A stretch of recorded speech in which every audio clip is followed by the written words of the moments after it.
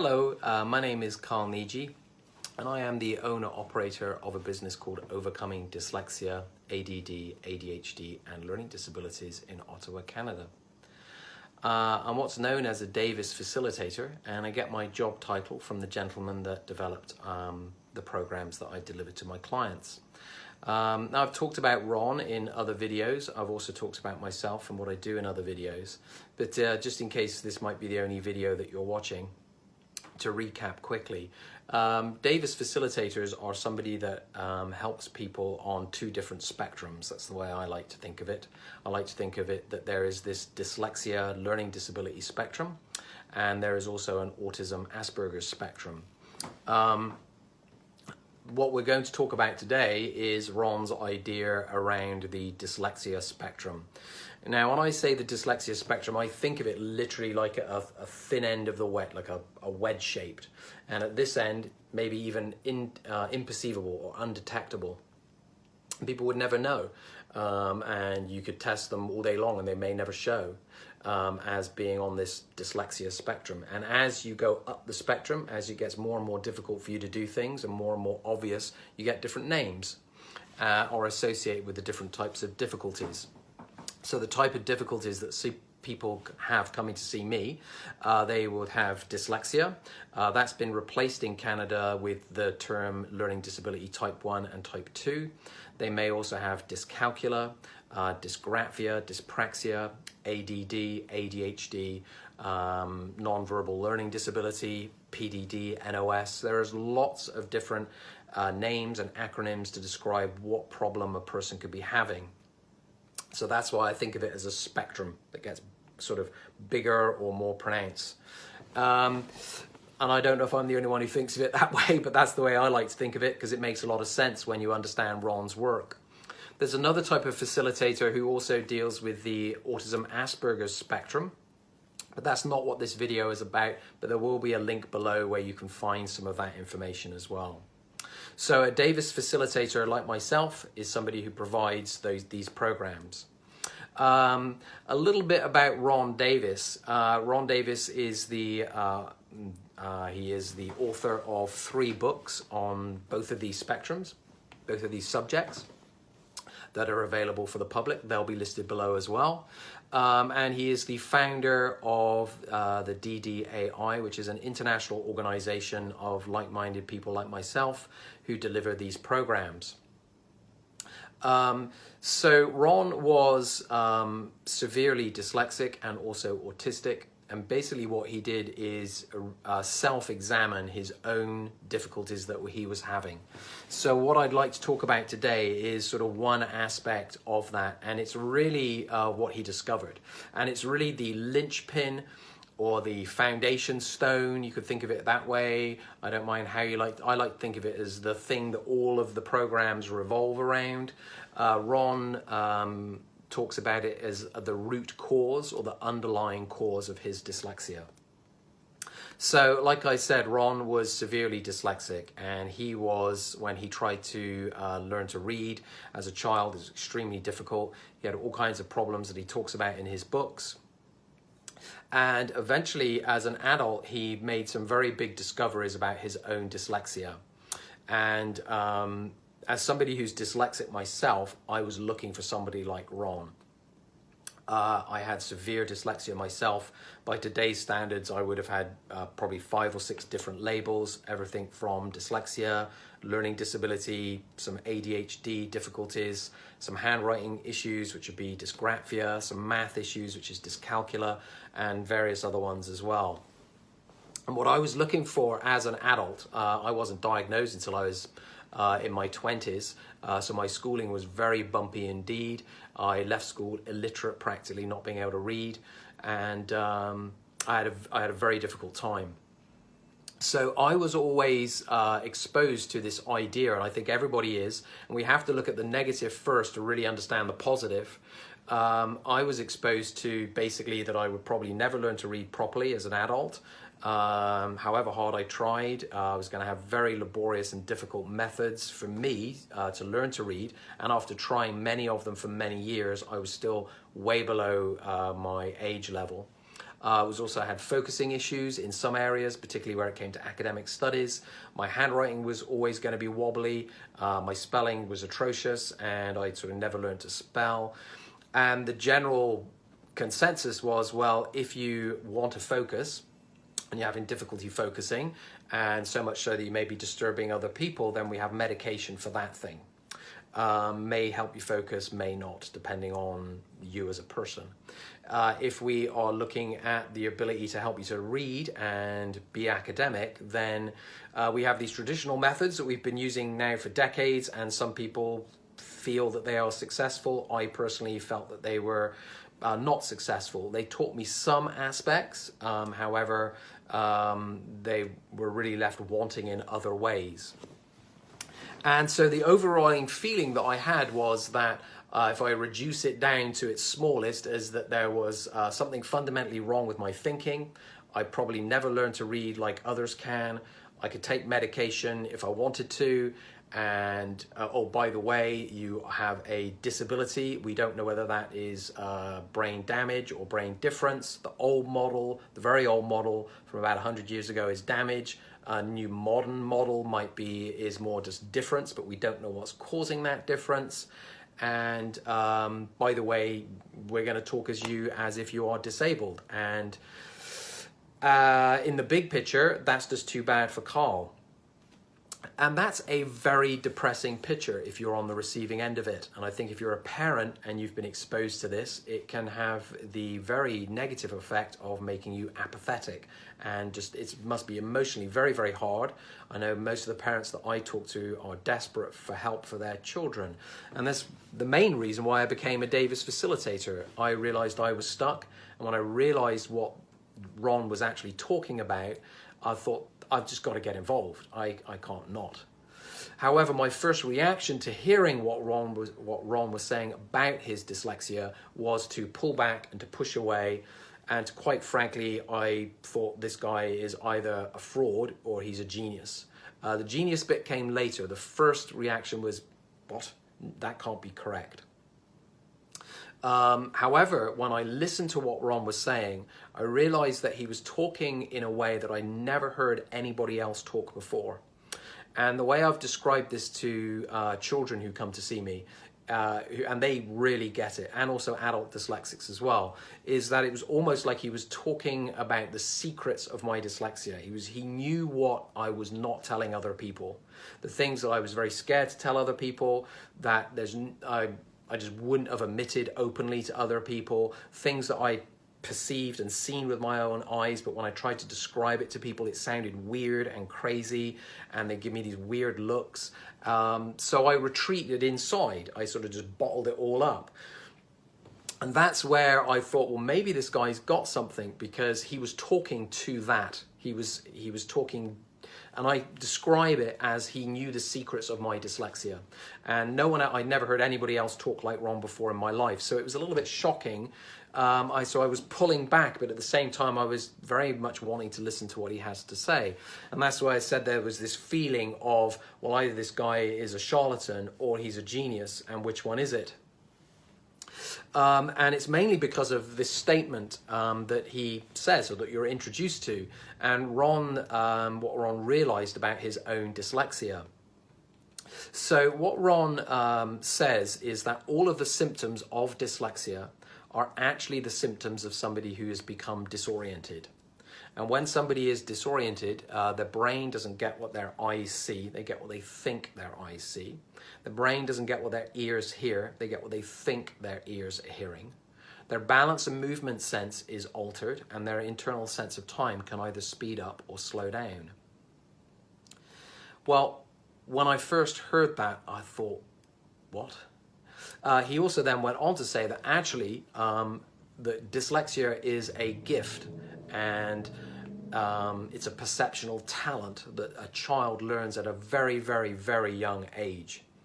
And I thought, hang on, wait a minute, how do you get from over here, right, all the way over here is learning disabled, won't be able to read and write, won't be able to spell, have difficulty with all kinds of academic issues, inattentive issues, just the list goes on and on and on. How do you get from a learning disability all the way over to disoriented and gifted? How do you get there?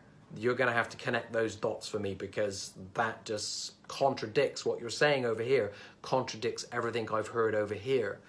However, at the same time, Ron knew these secrets that no one else knew. So that's the bit that had me hooked. So we need to take a really good look if we are truly wanting to help ourselves as somebody who's got these difficulties. If we're an educator who is run up against a child who just everything you're trying to work just clearly isn't working because that kid is not reading at grade level yet. And every year they get older, they look like they're getting better, but they're just doing older, not doing better. So if you're an educator truly wanting to help, or if you're a parent just really stuck with your child and saying, well, how can I help this kid do well at school? Then we need to really examine what Ron is saying. Ron is saying that all of the symptoms of dyslexia are actually the symptoms of somebody who's become disoriented. And not just dyslexia, all other learning disabilities as well, or a great many of them. Maybe not all of them, but many of them when we take a good, long, hard look. So one of the reasons I pulled back is I thought, well, and on reflection, I actually didn't know what disoriented meant, and I didn't think I really knew what oriented meant either.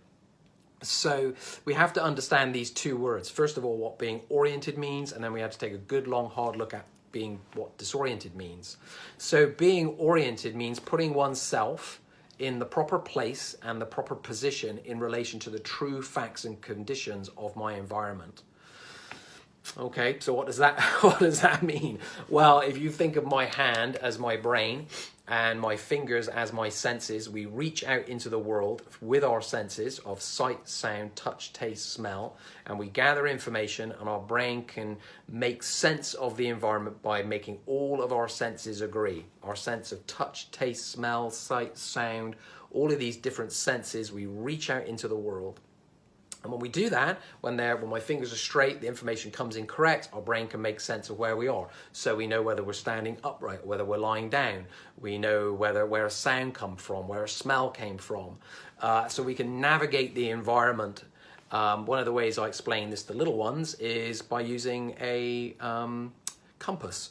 The needle always points north, so if I know where the needle is, I know where north is, then I know where all the other points of the compass is, and I can navigate with a map and a compass. I can find myself anywhere in the world. So that's being oriented, and that is something that we learn as our senses develop. We become more and more oriented as our brain connects with our senses. So being disoriented is the opposite of that. If our senses are bent out of shape, then our brain is not getting what our eyes are seeing as our eyes are seeing. Seeing it is getting what we think our eyes are seeing. So I then took a good, hard, long look at being disoriented. What does that mean? And as I was training as a facilitator, it was explained to us from the Davis point of view, but even that felt a bit wobbly. So I went and looked online for medical definitions. Having a family member who's a doctor, I thought to myself, well, what does that really mean? So I looked up the medical definitions, and I've got two here that really fit, and I'm going to read them out. So the first one is, disorientation is an altered mental state or condition. A person who is disoriented may not know their location, identity, the time and date. It is often accompanied with other symptoms such as confusion or being unable to think with your normal level of clarity, delirium, or having disrupted attention. That's definition number one. Definition number two, disorientation, a usually transcendent state of confusion, especially as to time, place, or identity, often as the result of disease, illnesses, drugs or chemicals, exhaustion, or fatigue. So that's interesting too, isn't it? Now, when I heard that, I thought, oh my God, that sounds pretty scary and severe. But again, if we think of it like a spectrum, if we think at one end, or one end up here as a severe, the medical definition, it's very obvious, it's very pronounced, it lasts for days, maybe hours or days, and as we come down this spectrum to a thinner and thinner and thinner, it may even become imperceivable and undetectable to others. And that's what Ron realized, and that's the end of the spectrum that Ron is talking about. So let's go from severe to indetectable so we can really understand what's going on. So if we take a look at something like a disease or an illness, Ron gives example of in his book of when he got a very severe earache and he was hospitalized, an ear infection, and he was hospitalized. And when he woke up, the room was spinning. And he asked the doctor what was going on, and the doctor said, well, you have this ear infection, we've given you antibiotics, and when the ear infection goes down, the room will stop spinning, because Ron could see the room. It felt like the room was moving because the infection was upsetting his inner ear, which was upsetting his sense of balance. It made the room look like it was spinning. And the doctor said, well, your senses are trying to make, your brain is trying to make all your senses agree, and your sense of movement and balance is being interrupted by the ear infection. When the antibiotics kick in, you'll be fine.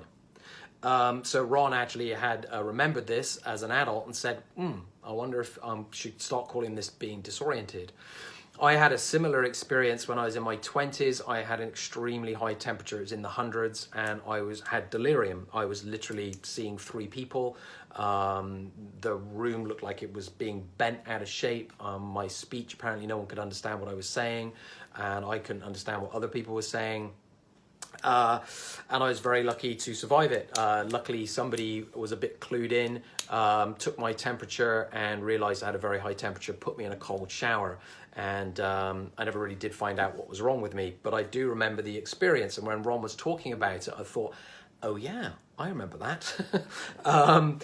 Another experience, so that's the extreme due to illness, all right? I understand, a friend of mine once had malaria, had incredibly high temperature, and he had delirium.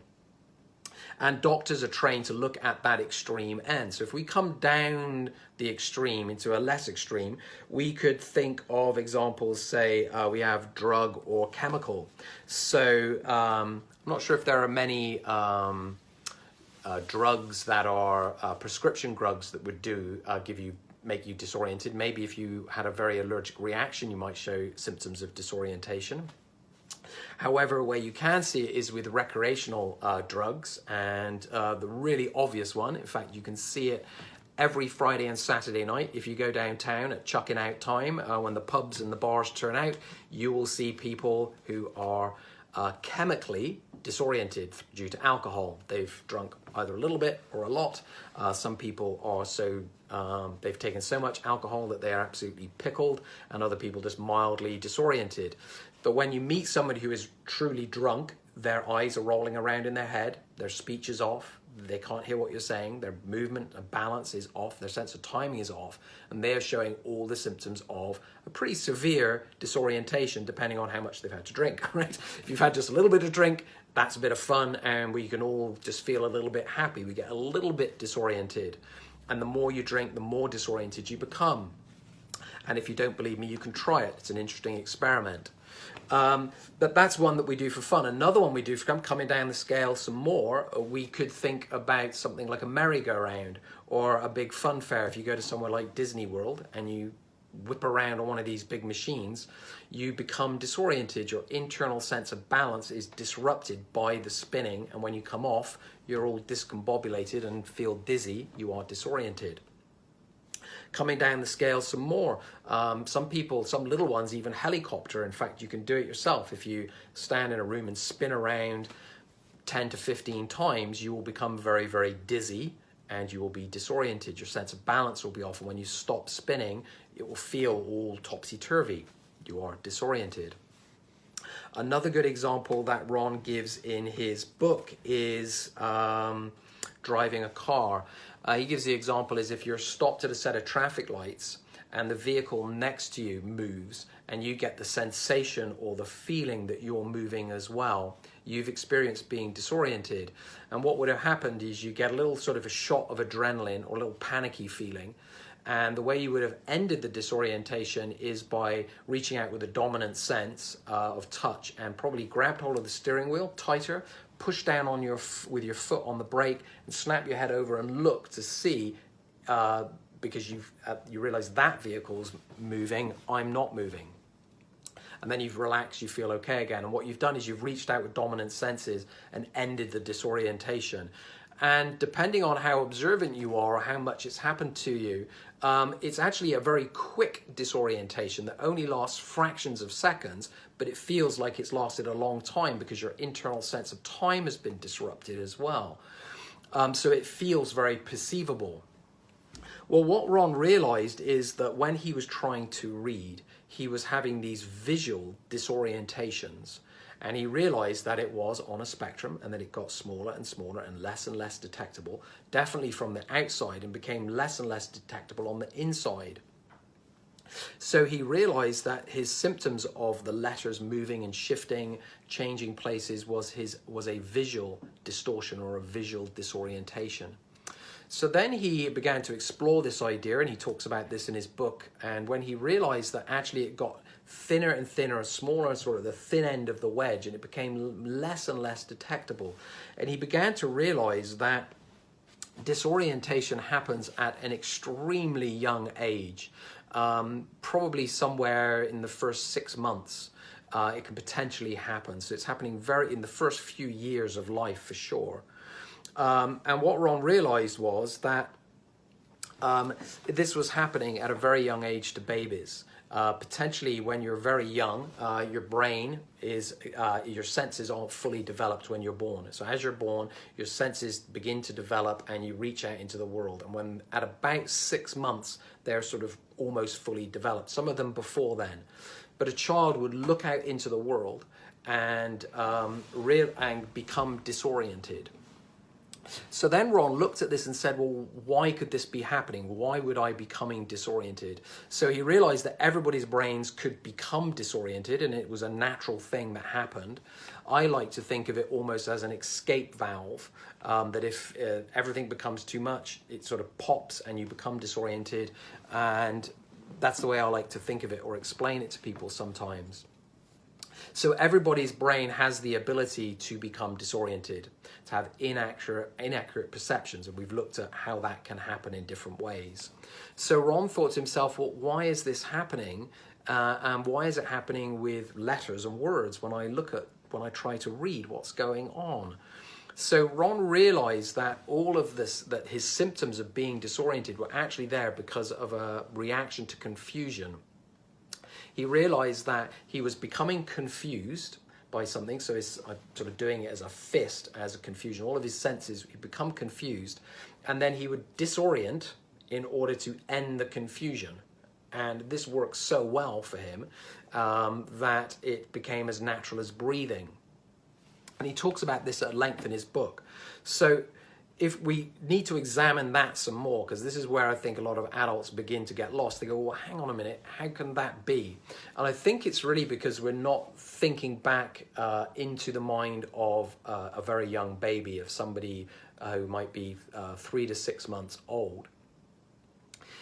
The world must be a very confusing place when you're 6 months old. If you imagine what I tried to do myself was regress and just sat very quietly and really thought about what it would be like to be in the mind of a child of 6 months old. So my senses are now fully developed, and I'm looking out into the world and I'm gathering information, and the information is coming in. However, if something confuses me, what can I do about that? I must have, as a baby, our environment must be very limited in some respects, but our experience is practically zero. We don't know what shapes are, smells are, sounds are, who people are. We know this thing called mum, but we don't know what's called mum yet. So we don't truly understand our environment as a baby. So it must be a very confusing place. And I thought about this, or the world must be a very confusing place if you don't know what things are. And I thought about this a lot over the years, and I thought, what could it be? And Ron talks about it in his book as this reaction to confusion. And I thought, well, what is confusion? And I remember talking to Ron in my training and saying, well, what's confusion, Ron? And he sort of smiled and said, well, good luck finding that out. So I sort of took that as a challenge, and I thought about it ever such a lot, and I did quite a lot of research. And it wasn't until I actually met a couple of very small babies and was sort of playing with them one day with a friend of mine had a baby, and I was sort of playing with this baby, and I suddenly realized that this child's mind of 6 months old doesn't know what anything is, and it just explores the world in a very open, raw way. And if you think about that, you think about, well, what it could be going on in the mind of a child. When we think about our adult thinking, we have this ability to think things logically. We have analytical thinking processes. Babies don't have that. If anything, a baby would only really have about it would all be about emotion with a child, and if anything, they'd only really have sort of 3 categories of emotion that they could put things into. They could have things that would be that would feel good, but we're going to call it that, but they would just feel pleasant. They would have things that felt unpleasant, so they'd want to sort of move away from them. And they'd have things that were just neutral and wouldn't really bother them because it wouldn't be a positive feeling or a negative feeling. There wouldn't really be a lot of thinking involved with that. There may only just even be imagery, because we don't learn analytical thinking until a much later age. So the experience is going to be very raw and very open. So if something comes into my environment as a 6-month-old baby and I can't put it into this feeling of I like this thing, and I can't put it into this feeling of I don't like this thing, and I can't just ignore it because it's none of those two, then that's going to be confusion. It's going to be a confusing state. So if the confusion is there, and it must be there rather a lot with a child that doesn't know what things are, that's only 6 months old, that feeling of confusion must build quite quickly. And Ron calls this a low threshold of confusion, or having a low tolerance for it. Ron realized that non-dyslexic children had a very high tolerance for being confused, and dyslexic children must have a very low tolerance. So the basic idea here is that something confuses the baby. They don't like the feeling of confusion. Nobody does. It's actually crazy making if you can't end it. So he realized that the baby learnt that it could access the brain's ability to become disoriented naturally, and therefore alter its perceptions and fill in the blank of the confusion, and the confusion would go away. And he talks about this at length in his book. So it's basically confusion that builds and builds and builds. They become disoriented to end the confusion, and it goes away. Now this happens so quickly and so easily and works so well for the child that it becomes as natural as breathing. And Ron goes on and explains this in his book as how it naturally just becomes part of their thinking process way before speech is happening. So we've sort of gone down the rabbit hole and talked about disorientation and how it affects a child. So how does that affect something like reading, and why is that happening? Well, if somebody has learned to disorient at a very, very young age, it works beautifully for all kinds of things, real objects in the environment that they're moving through the world and understanding what it is and how it works. It works beautifully for that. So if I encounter something that's a physical object like a pen and I don't really know how it works, I can figure out how it works by disorienting. If I see something on the opposite side of the room, I can look at it, I can disorient, I can fill in the blanks with my imagination, and then really understand what it is and move through the environment in that way. So this tool of being disoriented works beautifully for all kinds of things. But there's something that Ron realized it doesn't work well for, and that is symbols. So a symbol is, well, here's a picture of a symbol. So a symbol is something that represents something else. We call these letters, obviously, and this is the letter A. But this picture is a pictorial representation of 2 other things. It's the representation of 2 sounds, A and A. And it doesn't matter how much you look at this symbol, you cannot get the meaning from it. It doesn't matter if you disorient, you cannot get the meaning from it. This is actually a piece of paper with some ink on it. And it doesn't matter what I do with this, I actually can't get the meaning out. The meaning is the sound. So what Ron realized is that it doesn't work with symbols. And since all words are made up with symbols, it doesn't work with words. It just creates more confusion. Well, now this little one's got a problem. This little one has gone from being 6 months to 1 year to 2 year to 3 year to 4 year. And as it begins to learn speech, it still works with verbal speech, being disoriented, but then you begin to see some problems. Where it really kicks in is when we start learning the alphabet and going to school and learning to read, because this perceptual talent of being able to disorient doesn't work with symbols, and we get really introduced in a big way to symbols when we go to school through reading. So if it doesn't work with symbols, all words are made up of symbols, so it won't work with words. It just creates more confusion. So now every time this child has anything to do with symbols, they disorient, and they become more and more disoriented the more they are asked to look and understand symbols. And depending on how much they disorient and how often they disoriented and how long they stay disoriented, it will look as if they've got a variety of learning disabilities. But actually what's going on is they've got being disoriented. So that is a very simple or a quick look at Ron's ideas. The other reason why this also doesn't work with reading is the way that dyslexics think. Ron realized that dyslexics think in pictures rather than in words. So we have basically two ways of thinking. We have non-verbal conceptualization, which is really thinking with images. So if I close my eyes, I can make a picture of an apple or a cake or a church or a person or a car, and that's real objects. So I can pictorially think. And that's a non-verbal conceptualization, or what we call picture thinking. The other type, up the other end of the spectrum, is verbal conceptualization. And babies don't have verbal conceptualization. That's a skill that is learned as you grow older, from probably begin to speak 2, 3, 4, 5. And as you learn to read, as you learn to talk and make sounds and then learn to read, you are learning verbal conceptualization and also analytical thinking at the same time. So Ron realized that not only did he disorient when it came to symbols and letters, there were also words that when he said them and tried to think with them, they made pictures. So if I said the word cake, he could make a picture of a cake. If I said the word apple, he could make a picture of an apple. Dog, boat, cat, church. There are lots of real things, like a pen, that when I say the word pen, the thing is what it is, right? He also realized there are other words that when he said them or read them or looked at them actually didn't have a pictorial meaning, because they weren't a real thing. They were a concept.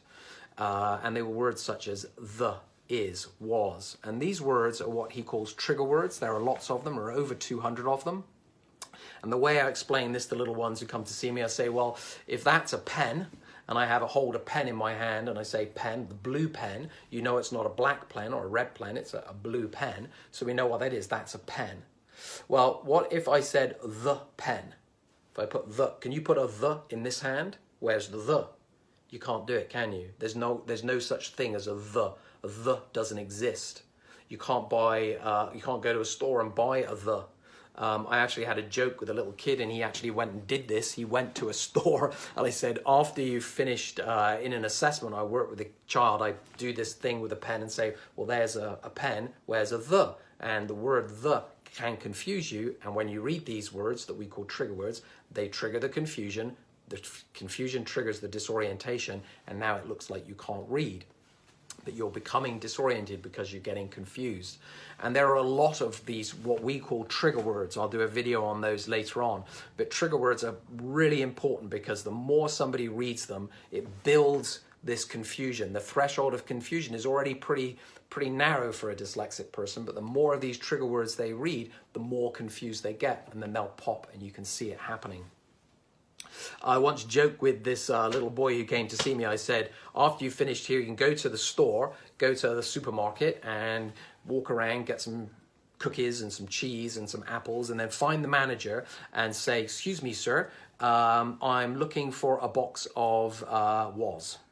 I've got the milk, I've got the chocolate cookies, I've got the bananas, but I can't find a box of was anywhere. And while you're at it, I'd like half a pound of the and a packet of it. And yeah, I'll have half a dozen its as well. The manager would think you're a lunatic. Now, this little boy, when he did a program, actually went and did this. It was very, very funny, and we had a big giggle about it.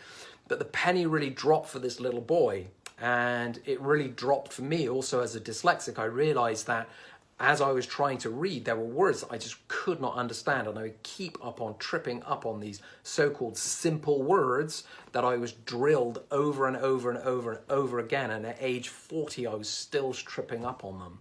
So we call them trigger words because they trigger the disorientation, and as a result this child looks like they've got a learning disability or a reading disability, and actually what they've got is a reaction to confusion that Ron describes as being disoriented. So if we truly want to help somebody who is on this learning disability spectrum, we need to take the time to understand this and then actually apply it to their world. Children who come to see me who have been diagnosed with all sorts of conditions, I've pretty much had every one in the DSM as far as I can make out. They are very nervous, they're very scared, they're very worried that something is really wrong with them. And I've had children talk to me and say, you know what, Carl, I don't know what's wrong with me. I just think I got brain damage or something. Now, that's the reason why I became a Davis facilitator. For a child to be contemplating at 10 years old whether they have brain damage is not acceptable to me. That is the old paradigm, and that is an incorrect paradigm. This paradigm, the old paradigm, they're very good at detecting what I can't do, giving it names, symptoms, how it all breaks down. That's very helpful, and I'm not knocking it, it's very useful.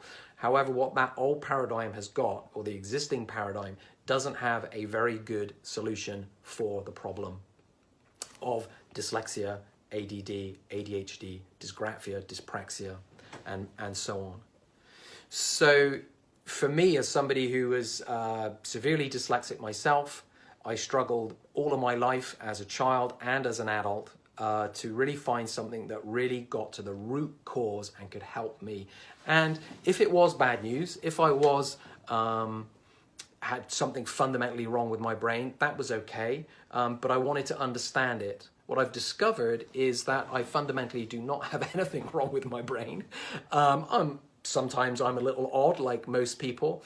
However, there is not a fundamental disability or disorder in my brain. What happens is when I become confused, I disorient to end the confusion, and it works beautifully with all kinds of things. And on a long enough spectrum, a long enough timeline, that ability to disorient is actually a positive thing because it leads to things like creativity, art, music, dance. So on the upside, there is a massive upside to dyslexia.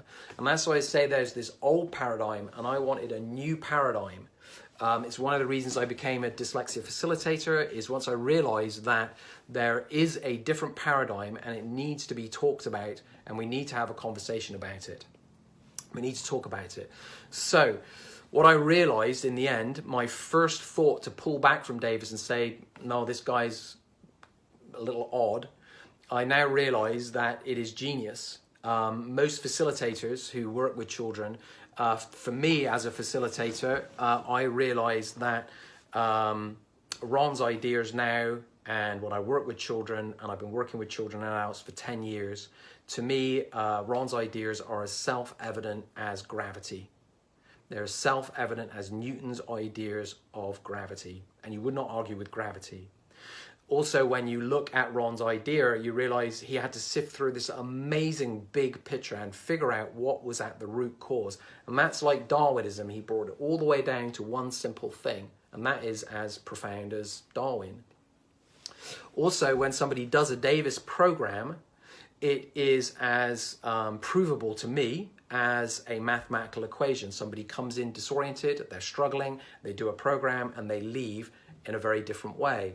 And that is, to me, like E equals MC squared. So it's when I say Ron is a genius, I truly believe it. And he is equal to Newton, Darwin, and Einstein. And to watch somebody go through a Davis program and understand that for themselves, that there isn't something profoundly wrong with them, that is something profoundly okay about them, and that they actually can do these things that people have told them they can't do. They just need a different way of doing it. They need a different method, and they need to understand what's going on. That is as magnificent as Mozart's Requiem to me. So, do I believe Ron Davis is a genius? Very much so.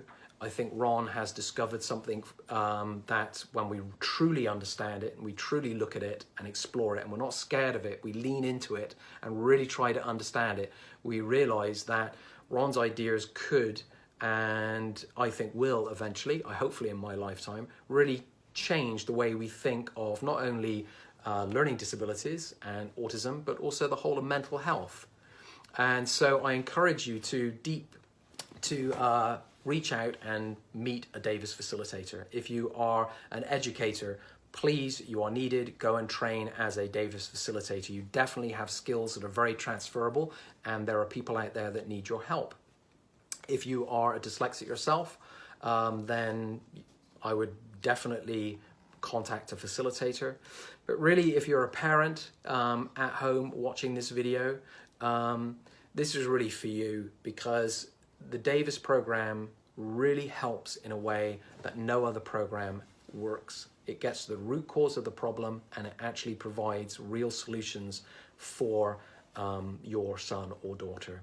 So if you would like to find out more, you are very welcome to contact me at Overcoming Dyslexia. There's going to be a link below. My website is overcomingdyslexia.ca, and you're very welcome to contact me. I'm happy to travel to you wherever you are in the world, or talk with you wherever you are in the world. If you'd like to find someone closer to home, then you can go to dyslexia.com, and at that website, that's going to be below as well, you will be able to find all the Davis facilitators who are listed there. We're all listed and licensed through Davis International.